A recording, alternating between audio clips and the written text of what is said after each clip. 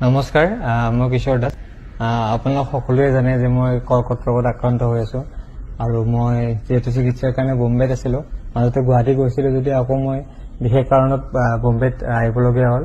গতিকে মই বোম্বেতে এতিয়া উপস্থিত আছো আৰু ইয়াতে ট্ৰিটমেণ্ট চলি আছে। আৰু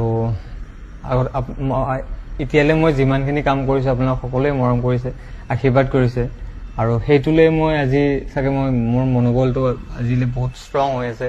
আপোনালোকৰ এই আশীৰ্বাদ পোৱাৰ কাৰণে সাহস পাইছো আপোনালোকৰ পৰা বহুতখিনি। আৰু এইখিনি লৈ মই মোৰ নিজৰ এই ৰোগটোক মই পৰাস্ত কৰিবলৈ মই হেৰি কৰি আছো যিমান পাৰো, কাৰণ মোৰ উইল পাৱাৰটো থাকিলে মোৰ বেমাৰটো মোক হাৰাব নোৱাৰিব। গতিকে মই আপোনালোকৰ যিখিনি মৰম পাইছো, আশীৰ্বাদ কৰিছো, সকলোৰে কাৰণে বহুত বহুত ধন্যবাদ। আৰু মই এই বেমাৰটো হোৱাৰ আগতে মই এখন চিনেমা কৰিছিলো, মোৰ যিখন শেষ চিনেমা লাষ্ট কৰিছিলো, সেই চিনেমাখনৰ নাম হৈছে দাদা তুমি দুষ্ট কৰ। অতি সোনকালে আপোনালোকৰ মাজত আহি আছে আৰু এই চিনেমাখন হৈছে বহুত বেছি হাস্যমধুৰ আৰু ৰোমেণ্টিক হয়। বহুত ভাল পাব আপোনালোকে, মই বিশ্বাস।